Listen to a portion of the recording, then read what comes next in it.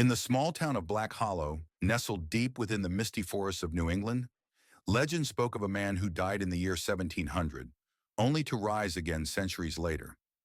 His name was Elias Crow, a condemned sorcerer executed for crimes against God and man. His final words, spoken just before the noose snapped his neck, sent a shiver through the gathered crowd. "I shall return when the world has forgotten, and the dead shall walk beside me." For 300 years, the townsfolk whispered his name, careful never to speak it aloud at night. His grave, a weathered stone slab in the oldest part of the cemetery, was left untouched, until the night of the eclipse. On that cursed evening, a group of teenagers, reckless and eager for thrills, gathered at the graveyard with flashlights and cheap beer. One of them, a boy named Luke, laughed as he kicked over the moss-covered headstone. "Some big bad warlock, huh?" he sneered. "If he was so powerful, why didn't he stop them from hanging him?"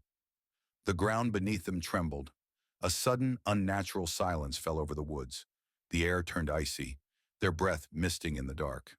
Then from the earth, a skeletal hand broke through the soil. Screams tore through the night as a figure clawed its way out of the grave. Rotten flesh clung to its bones, and its hollow eyes gleamed with an eerie blue light. Elias Crow had returned. Luke and his friends ran, but the thing that had once been a man moved faster than anything human should.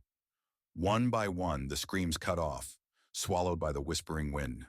By morning, only Luke remained, staggering through town, his face pale, his eyes wide with terror. He babbled incoherently about shadows that moved and whispers from the trees. No one believed him. That night, as Luke sat alone in his locked bedroom, a voice drifted from the darkness. "The world forgot, but you remembered." The candle flickered, the air grew cold, and Luke never screamed.